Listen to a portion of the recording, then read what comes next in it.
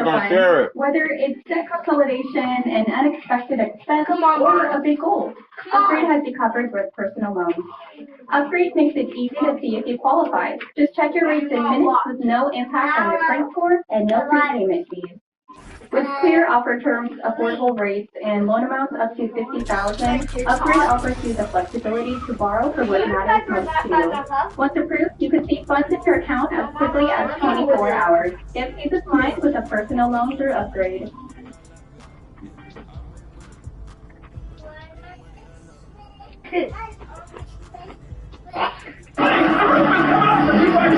Behind that goal. Tonight I'm kicking the door in. I'm ready to get Lego. This is my lowrider lot. I ain't got no dreams no more. I am the dream. So, Sora 2. This is a much bigger deal than maybe we even realize. I think that we have officially entered the spam and swamp era of the internet. Now, in this video, I want to talk about Sora 2 and wrestling, WWE specifically. It is a much larger conversation topic that issues, just everything, and the impact it can have on society, economically, the world. There's so many factors to go into what has just been released with Sora 2's AI. So this is now allowing anybody to create AI content, generated video content within seconds or minutes, depending on the length of it. You got short form videos that are going everywhere. You've probably seen them all over X, Instagram,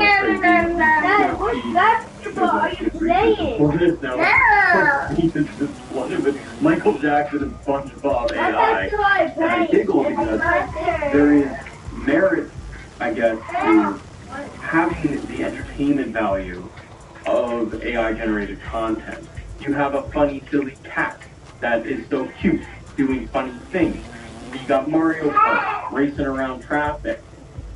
Those are forms of entertainment that we can just bite on, eat, throw away. But there is such a larger concern I have with all of this. So I want to talk specifically about wrestling and Sora 2 and the impact. Because what we've already seen, and I turned on Instagram just as I normally would, and I started just getting AI content. And same on YouTube. It was just AI Sora 2 generated content, and the wrestling stuff started popping up to me. And you've probably already seen this video with Tupac and the NWO. You've got Chris Benoit making a comeback in AEW. Eddie Guerrero, there is Steve talking. I thought Steve talking. There is endless stuff. Presidents are raw. The level of realism already is very, very scary with this.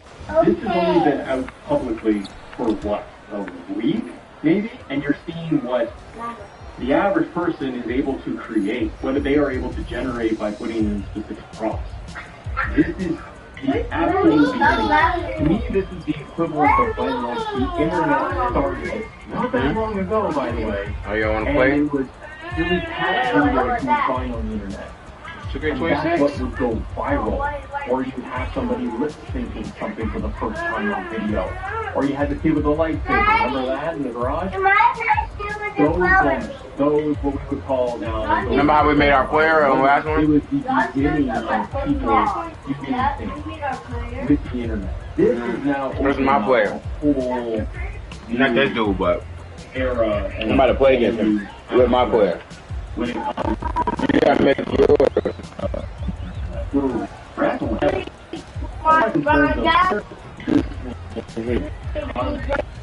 Impact it will have.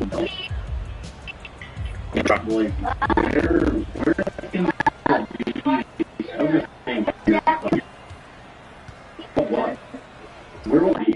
So I want to prep again.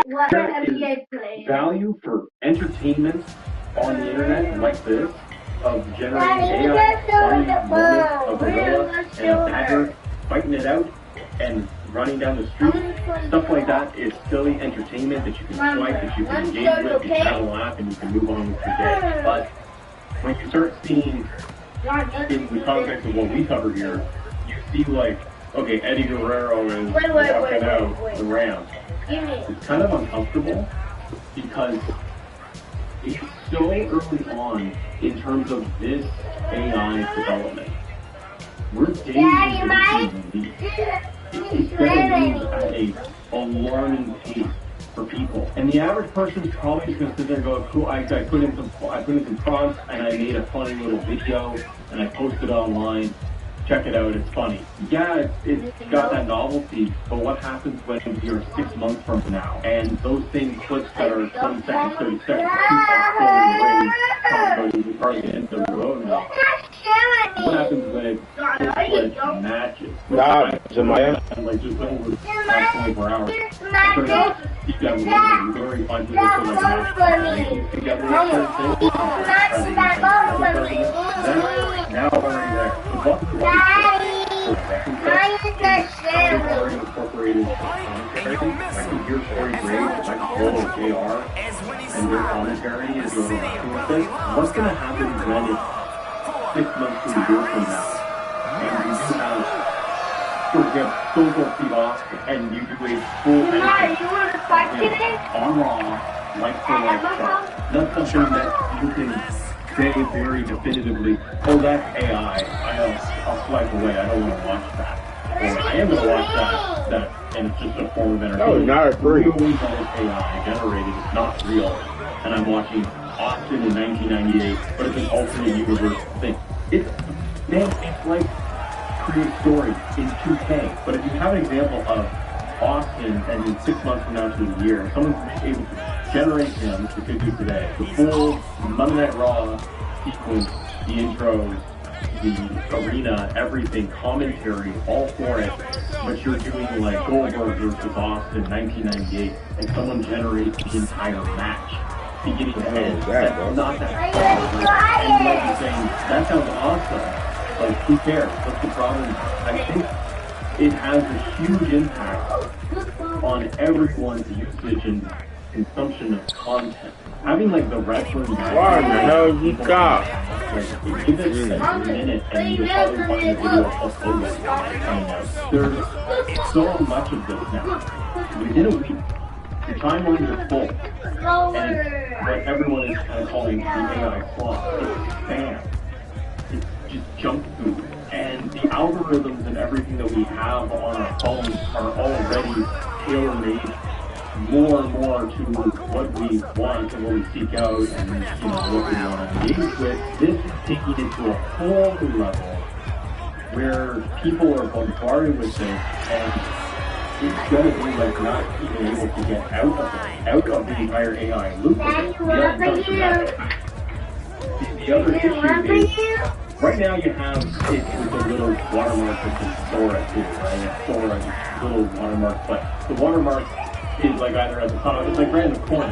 You can cross it out. You can just fix it up and post if you really wanted to. You could remove the whole watermark.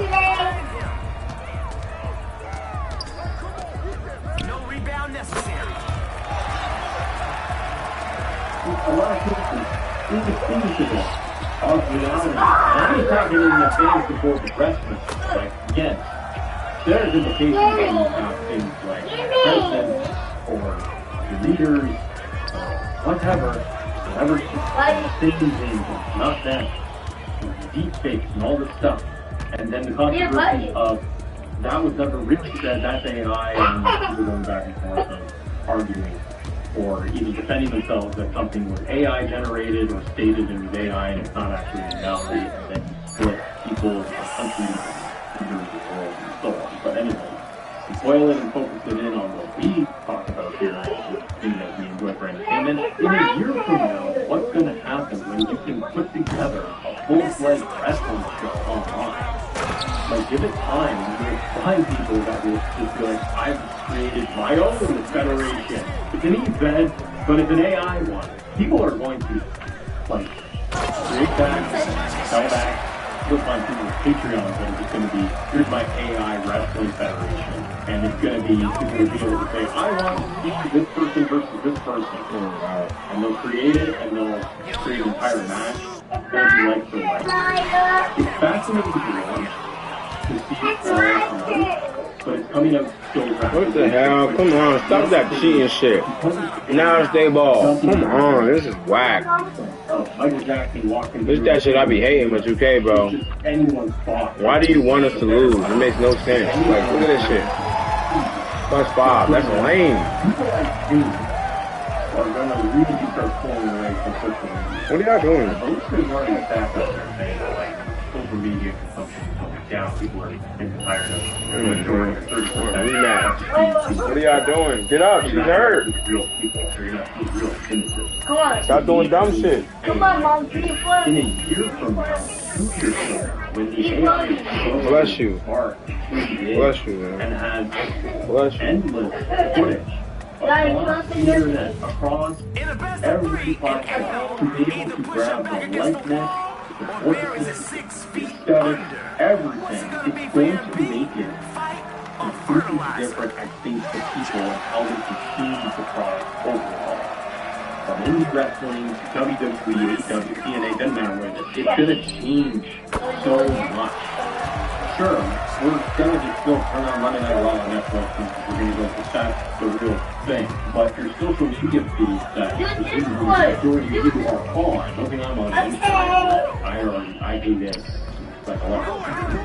It's useful for me. So many people are just on social media. What happens right now when your feed is just bombarded with AI?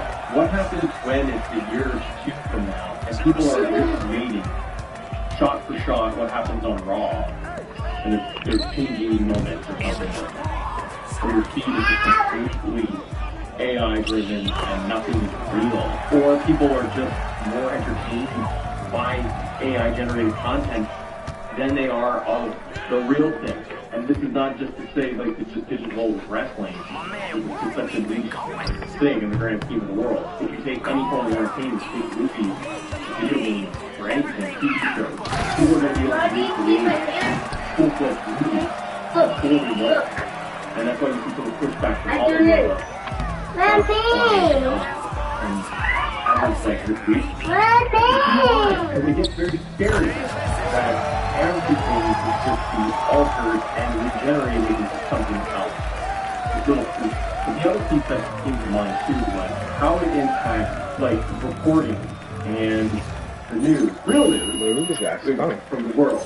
But if we want to talk about wrestling and the things we follow, how long until the big news What you telling me for it? are just inundating people every minute, and particularly on social media. Now, but we're going to need to find, I think, real people, creators, that are going to report on certain things. Someone is injured. This event is happening. There's always rumors and all the speculation stuff that's on the internet when it comes to WWE specifically. But what happens when I'm watching a press conference of Triple H in a year and he's going through the show, WrestleMania, and someone hits him with the steel chair in the back of the head. But if you did that today, you would be like, oh, that's fake, it's AI, like it's just nothing, like who cares, it's stupid, silly. I'm talking about when we are 2 years down the road and you can't tell the difference. There's no watermark and there's no nothing and it's just out there. And you can't distinguish what's going to be real and what is not. And then things you would follow, like maybe creators. Right now I could already go in and I could already create myself as an AI. You lose connections in the reality with people. With, in the context here of creators that like you engage with, that you like to, hey, maybe you sit down and like you watch my video, you watch your favorite creators across the world of different things, and you're like, oh, I enjoy this, or I'm getting value of this, and it's a real person, and maybe there's connection or value or whatever it is for you. That can all change when you flip on YouTube and it's just nothing but AI. What's going to happen when we are shortly down the road and people just upload AI versions of themselves? They create a podcast and off they go. And it's a completely generated fake podcast. Like, I'm thinking I could turn around in probably a year with how AI is going, and I could just have a full-fledged podcast of an AI version of me I could generate somebody else. I could generate a wrestler. Like, I could make somebody else, a completely fake thing person sitting across from me and review Raw every week. And the AI would get so good to know my mannerisms and the way I speak and everything, it you wouldn't tell the difference. And then you lose the connection with humanity and people. And it sounds dramatic because I'm talking about wrestling, like you tell me like it's not that serious. It's the larger context of everything. You won't know. And some people go like, I don't care, I'm having fun watching whatever I'm watching. I think it gets dangerous. I think it becomes a big problem when you won't know what you're watching anymore. We can create podcasts and full-fledged shows on our own, depending on how it's utilized. When used as a tool, there's incredible value to AI. But with what we're seeing right now with Sora version 2, we're entering into just the spam swap, just shovelware versions of this. People testing what they can do, and there's got to be more rules and regulation as this is now out there. Because if you guys are watching anything on Twitter and Instagram, YouTube Shorts, you're just clicking, and then you could see like, oh, this was posted by WWE. Vince McMahon passes away, and it could be like a full recreation of his funeral. And then it goes viral, and people assume it happened, and it never happened. And for Randy Orton passes away, Cody Rhodes, not one of these passed away. I'm saying that like extreme things happen, and people do that where they create really negative, bad things, and you're exposed to it. But then you're also desensitized to the fact that you see this stuff over and over and over again, and then it becomes people not caring about what they're watching anymore. And when you watch TV, real television, real movies, real things, you might not feel over time that you're getting as much enjoyment. Because the AI can create anything you want and do it better than the original. And so I worry that right now, this week, the next few months to a year, all we see is just everyone going insane for, I recreated all my favorite musicians, rappers, artists, dead wrestlers. I brought them all back and I made a Royal Rumble. And the novelty, I think, is going to wear off way quicker because people really move on very quickly. But the fact is that it's now, the box has been opened. People are going to do this all the time. Your social media feed that you use are going to be inundated with this to the point where you don't get to really interact with the real people you follow or you want to hang out with or have a conversation with unless it's like legit, like you know it's them. Are things like wrestling going to, as a form of entertainment, live entertainment, I grew up in a small town too. platforms and streams? Okay, I understand what it's like to move to a new city, especially when you're young. People are going to be want to go way out, more meet entertained people, when they can watch talk to Bret Hart girls. Shawn Michaels match It's fully created by AI, and the real stuff isn't of You're not trying to entertainment. accomplish something. Think of a storyline right now. So you're going to be I able want to to see Cody understand. versus Randy gotta Orton. I want understand. Randy to turn into it. I How do. long from now you're gonna see it? People are gonna. I This feel like going to the it's 2025-2026 years not ready yet, and I'm a single one of these notifications, so I'm excited. Exactly. Jim Survey's one of my favorite offensive things. Shout out to Josh Schumann, because it gives you a snapshot of what the GMs think about players. I like to flip through. How is 2007 different than 2008? Who blossomed? It showcases that GMs, if you will, are doing as well, where they can predict the best player in the draft 5 years from now, and that player can be completely out of the league. The biggest offseason acquisition going into the season may not pan out to be the actual biggest offseason acquisition. Who is the best point guard in the league, and how will that change next season? There's so many different things I love about this. But enough yapping, let's get into it. So yeah, you can go all the way back to 2002. It's crazy. Shout out to John Schumann. Let's start off with the prediction aspect of it all. What team will win the 2026 NBA Finals? I know everything about it. 80%. My job at the agency is to identify diamond in the rough talent at a high school level. You are one such diamond. And Drexel Carrington, your small forward, is another. Man, bro, we're still in high school and everybody's talking about this dude as if he's some street ball What I'm legend. using now is called virtualism. It allows me to create content one time that connects with my audience and adds massive value to them. You can grab a free trial right now by clicking here. Camps, you name it. Not exactly one of us now, huh? No, he's not. He's not a phony either. The dude can hoop.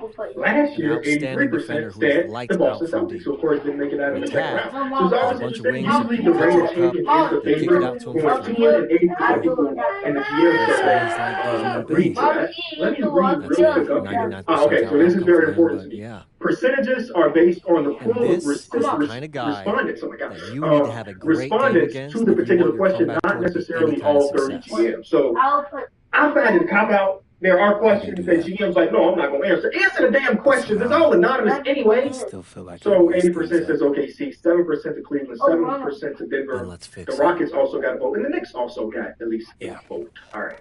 Here are the Eastern Conference rankings according to the GMs. They got Cleveland number 1 at 63%, then New York, then Orlando. Hello, everyone, and welcome. I'm Joe Lamy with Danny Hogger and Trey Hugo. We've got a WCBL matchup for you tonight with the High Flyers taking on the I'm excited for this one. It's a classic NorCal versus SoCal showdown. The attack from Central, obviously out of Sacramento, and the High Flyers are here in LA.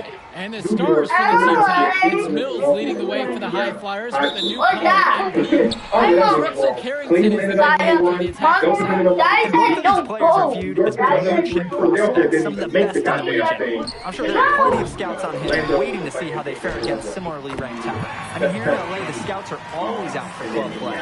But this game might be getting some special attention with some of the players on hand. And the lineup for the attack is Michael Pagan runs the point. He's joined by Edward Martinez in the backcourt. Drexel Carrington takes on the 3, and it's the brothers Ivory and Austin Lund forming the front line. The starting 5 for the High Flyers tonight has Devontae Mills orchestrating the point, Prague handling the shooting guard duties, O'Neal and Ben Gove at the forward spots, and manning the middle is going to be MP at center. San Antonio Spurs are going to Easy on the rim. Austin bringing down the house. And the big name that scouts are wanting to check out is Drexel Carrington, but they'll keep their eyes open for any talent who shows up tonight. And a lot can change as a player develops over their youth career. The first impressions, they mean so much at any level. I'm sure the scouts will have plenty to digest after this contest. The buzzer sounds indicating a shot clock violation. They turn it over. Last year, they were right, 40%, which is not a majority, but it's the highest percentage says Shea, and it ended up being Shea. This time around, they almost went 70% back to Jokic. Well, you talk about a player perfect for a role in the NBA someday. Drexel Carrington is the ultimate 3-and-D type of player. Not to sell him short as a player at all, really. Carrington is just so comfortable outside in the perimeter. And defensively, he is a force. Now MP. Wendy got 7%. Giannis got a vote. Ant got a vote. Donovan got a vote. Interesting. I think this crop of guys makes sense. I think it's going to be really hard for Donovan. 5 on the clock. Because last year, his team was the 1 seed. They were the best offensive team. They were top with 8 defense.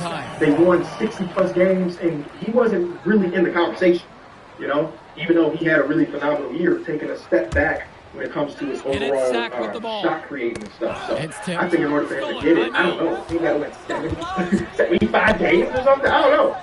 If you were starting franchise today, you could sign any player in the NBA who would be 80% of people are saying big throw. Has to go. He tries for 3. Pagan takes the board. And for so many of these kids playing, not only are they trying to grow their game, but they're still growing up. We all know it can be long and a winding path to responsibilities. But for the most part, these kids in the WCBL, they're focused and beyond their years in terms of maturity.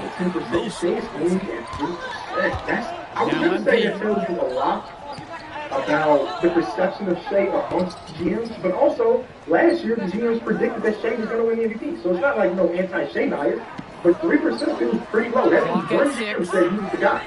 I understand Jokic did a bunch. Luka got 33% of the vote last year. That was the vote. Next year, we do this exact same video. He's going to be higher than 10%. I can almost guarantee it. Which player is the most likely to have a breakout year? This is one of my favorite questions. Thompson twins account for 40% of the votes. 30% for Omni, 10% for the Star.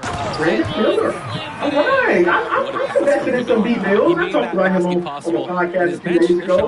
Women Yama having another Remember, breakout. guys, MP missed that game against Surf City. Apparently, that was for missing a morning practice, and the coach wasn't having it. Look, the best thing that a young player like MP can do is use it as a chance to learn from his mistake. You can forget that these guys are still so young, and sometimes they need moments like these to understand what a coach expects of you. If I had one vote for breakout, I might give it up. He already broke out.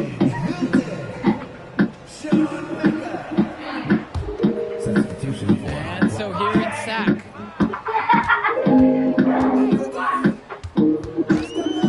Carrington outside. Knocks it down from distance. This run has really widened the gap in the game.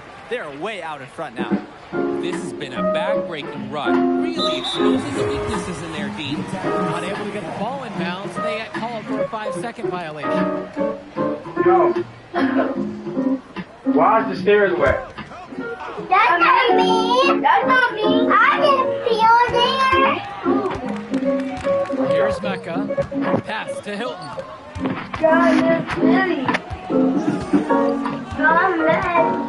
Carrington outside.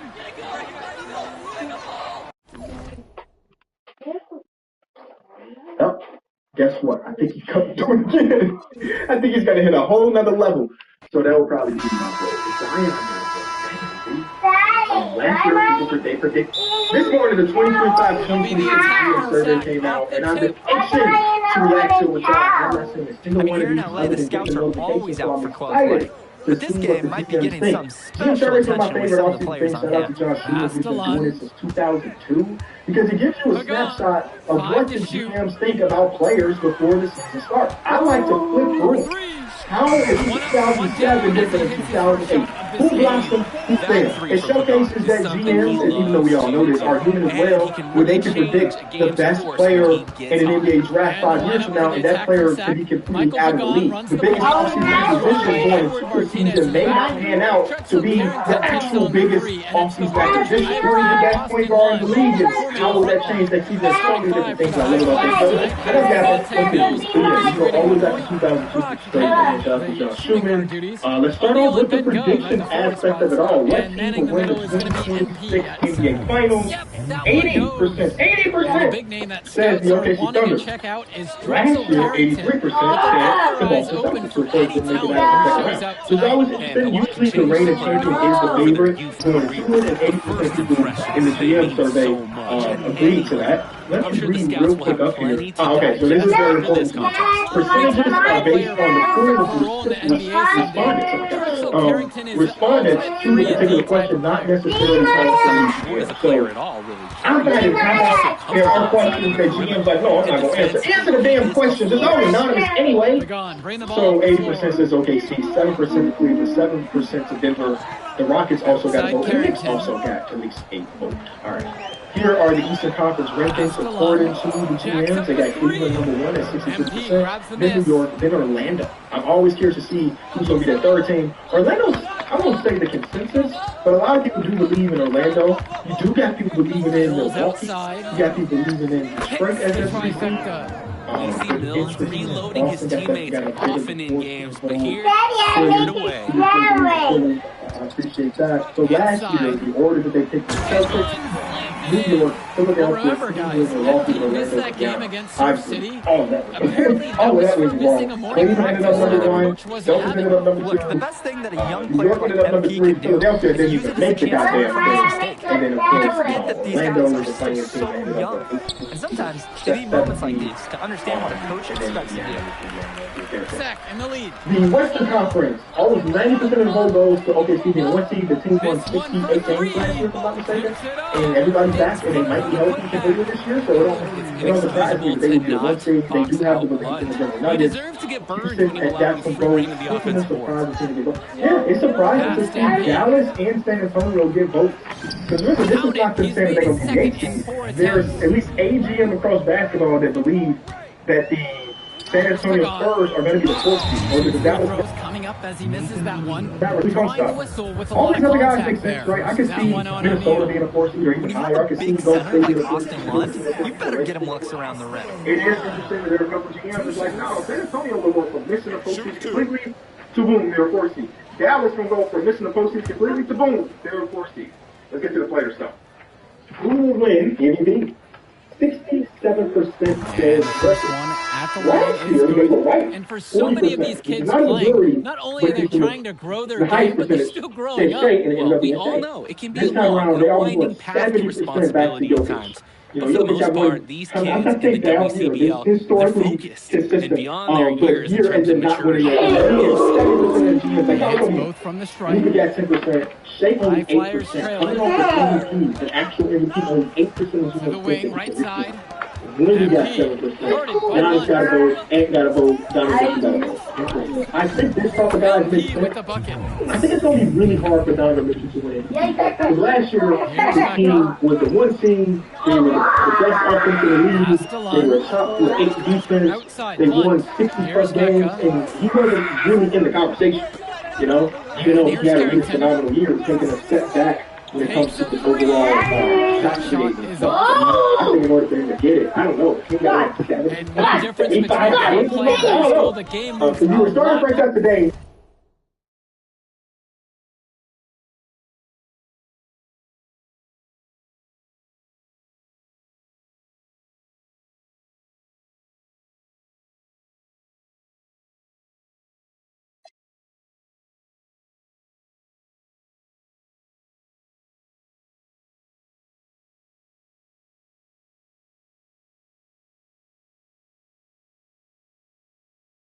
I was going to say that tells you a lot about the perception of Shea amongst GMs, but also last year the GMs predicted that Shea was going to win the MVP. So it's not like no anti-Shea bias, but 3% feels pretty low. That means one GM said he was the guy.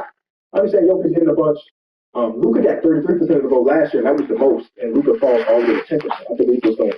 Next year, we do the exact same video, he's going to be higher than 10%. I can almost guarantee you. Which player is the most likely to have a breakout year? This is my favorite question. Thompson twins account for 40% of the vote. 30% for Amin, 10% for Massard. Brandon Miller. All right. I'm invested in some B-Mills. I talked about him on my podcast a few days ago. Wembanyama having another breakout, so that means they think he's going to be like top 5. Franz Wagner, I like that vote. Denny, Stephon Castle, Jalen Green gets a vote. Dogs be barking and stuff. Jalen Johnson, I agree with that. I think he was in the middle of his breakout before his injury last season. Tyrese Maxey, another breakout, okay. Alex Sarr, Alperen Şengün. Listen, I just did a little piece on Alperen Şengün on my podcast really tomorrow. If I had one vote for breakout, I might give it up. Reactions and decisions. Hey, he already broke out, yeah. Because these players eat, sleep, and breathe basketball. I think he's going to hit a whole other level. Helping So to that'll increase probably their be collective skill level at a much higher pace. last year they predicted Jalen Williams. Jalen Williams was all in the game. So they lost some. They lost some. Best point guard in the league. Shea at 73% of the vote. Luka got 37%. Let's the ball up. Soft touch off the glass and in. Okay. Wow. I mean, Dave, are I you don't want surprised? That's no, Liam John. This is Callahan, John paving his Stewart, way right? to an inside score like it's a construction I site. don't want to tell you how to do your job because you're so dang on good at it.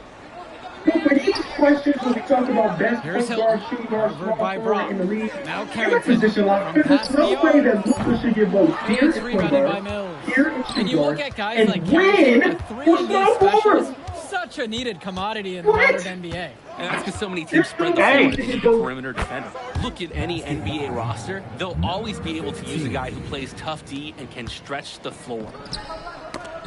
Hilton! It's good, and he makes his first shot of the game.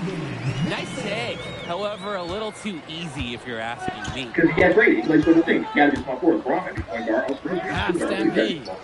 It is so very funny this game. So let me take it one at a time. Shay's at 1, Luka's at 2 point guard, so 3 at 3.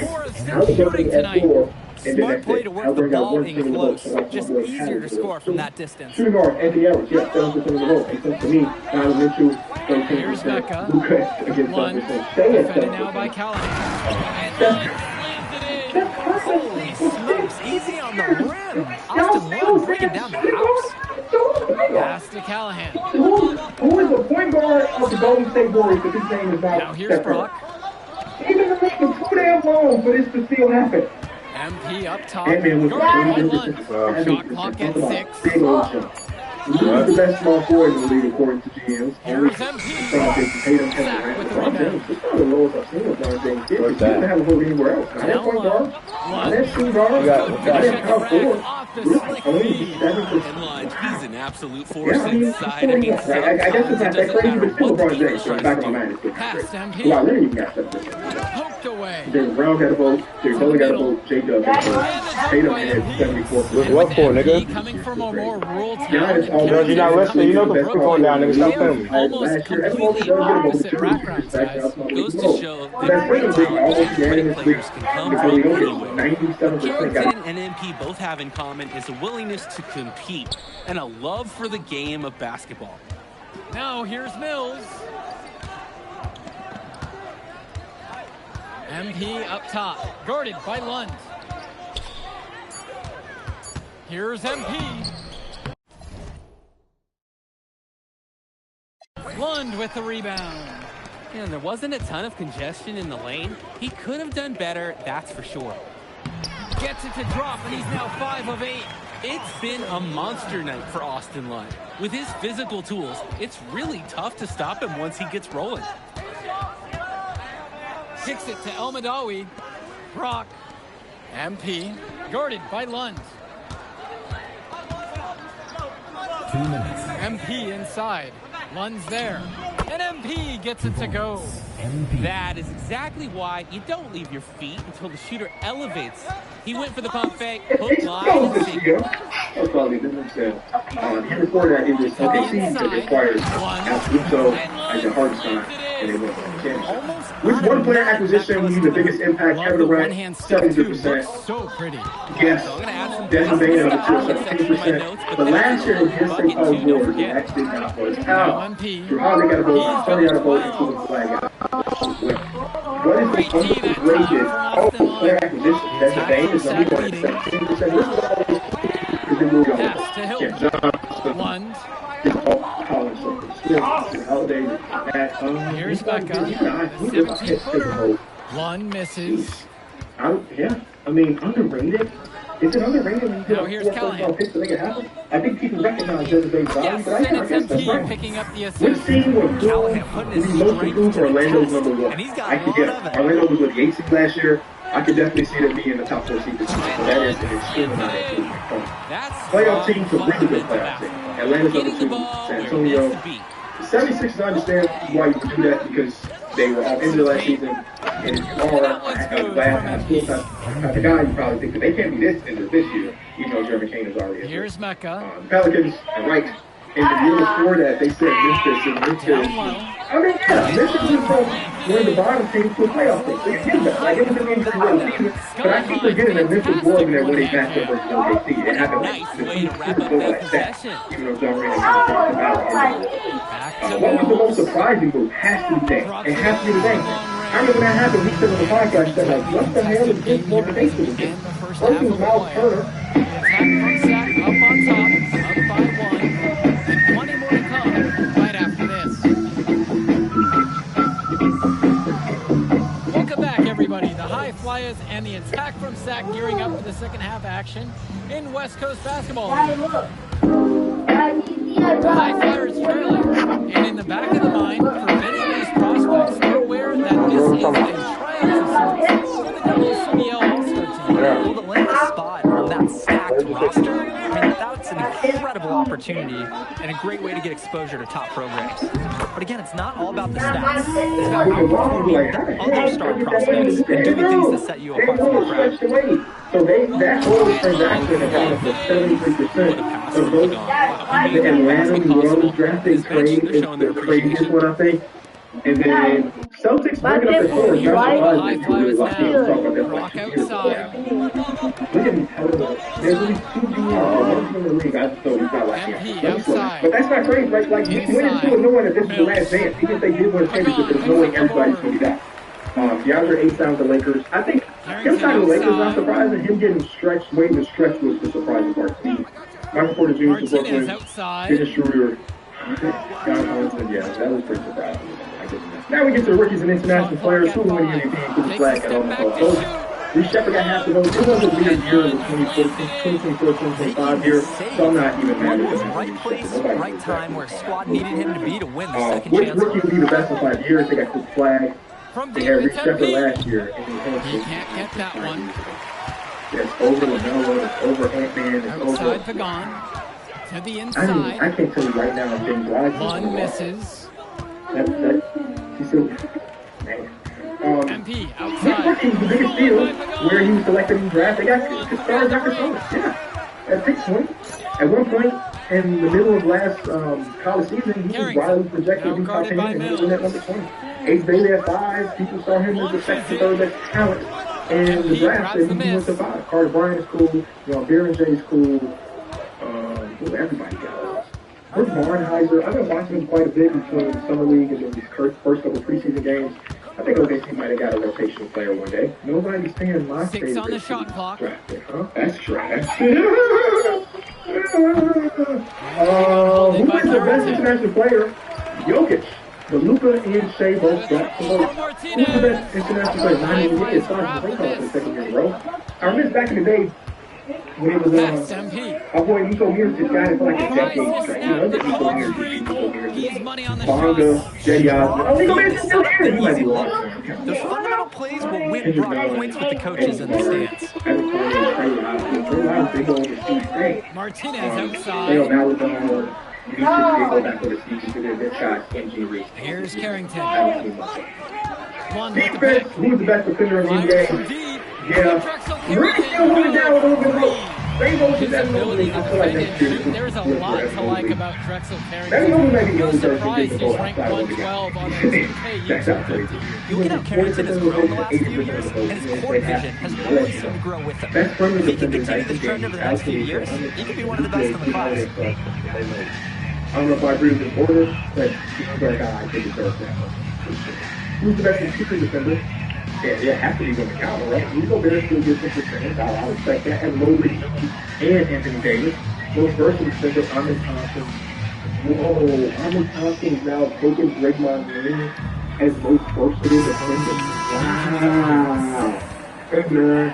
Things are shifting in the league, bro. Things are shifting in the league. I know Giannis got it last year, but I feel like Draymond Green has had this type of title for a decade. I guard 1 through 5. Like, I understand guard 1 through 5 and they can't guard 1 through 5. Draymond was really doing it. Giannis still gets some votes. Like the James Adebayo, Wembanyama, Ojananobi, and Lou Dort. Mike Kamara got some votes, which I respect. Which is the best defense in the basketball? OKC, Minnesota, Orlando. Shoots the three.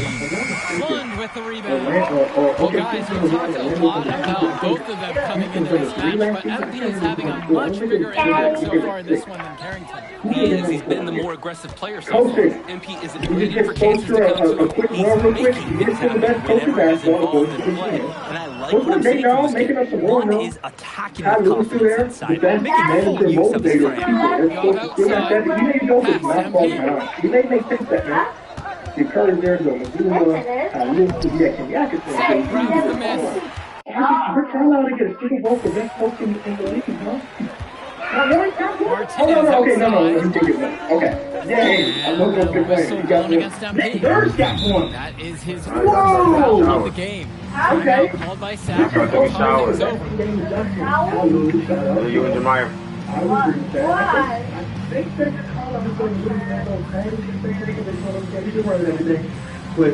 But sometimes going to the halftime, and they come out, they look completely different. Okay, we call out there.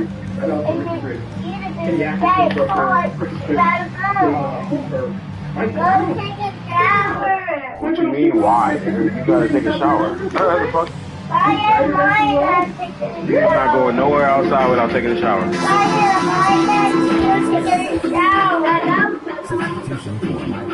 What? No, stop putting that in your tongue or you're gonna get it cut. Jemiah, y'all wanna go to the mall or what? Take a shower, nigga. Let's go. By sacks, he'll talk things over.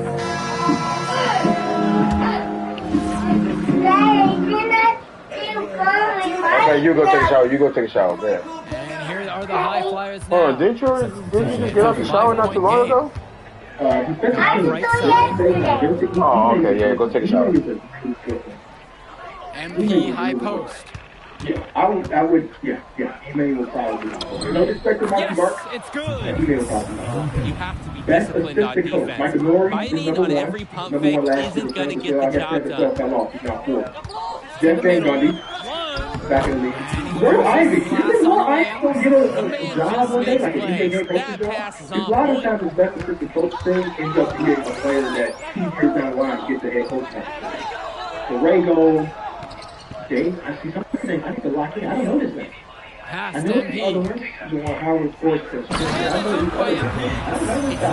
I remember Josh Rome said that he could do Snacks on the pregame table. And some fantastic passing for them in this one. The ball is flying around. They look like a disciplined, well-coached team out there. In a crucial play, Austin Lund takes center stage. What a way to step it up. Now, can they finish the job? Now MP. Out to Gov. Mills. 2 minutes remaining in the game. Pass to MP. Takes the three. Another miss by MP. Closing down on leads is done by making smart plays on offense and taking care of the ball. It's not done by hoisting up those bonehead threes like that. Sack in the lead. Martinez outside. To the paint. One. MP grabs the miss. Here's the high flyers. And that one drops for him. And here's Carrington. To the inside. One. That's good. How about that feed? Most young players do 1 or 2 things well. But Carrington, he can do a little bit of everything. MP with it. Lund with the rebound. He can be hesitant near the rim. We saw it right there.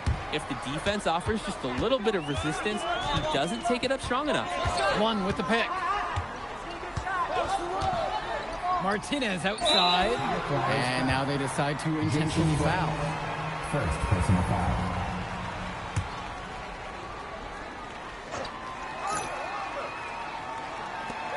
Lund with it. Picked up by Gov. And they go to the intentional foul. First personal foul.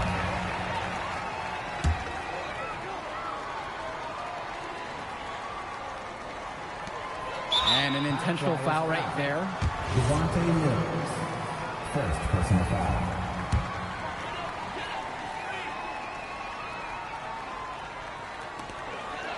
And so they choose to intentionally foul. Devontae Mills. Second personal foul.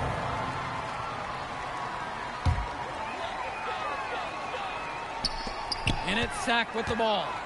Leading by 5. And he commits the intentional foul. Second personal foul.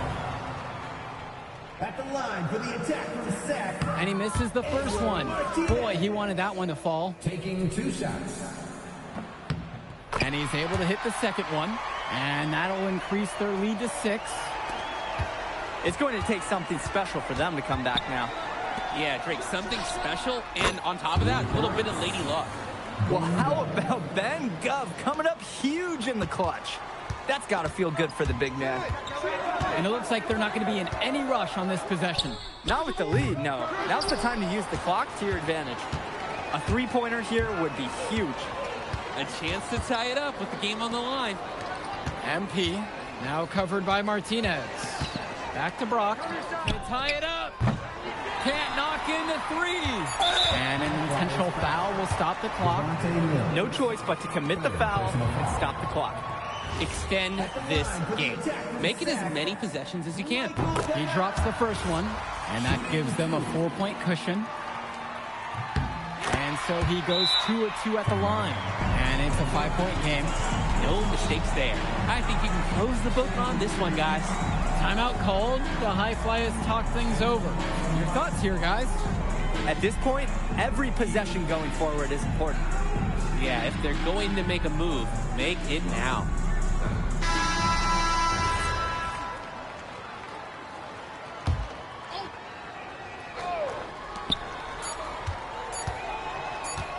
Now MP. And so that's the attack from Sack with the W. Well, even though MP couldn't get it done against them, I liked what we saw from him. He's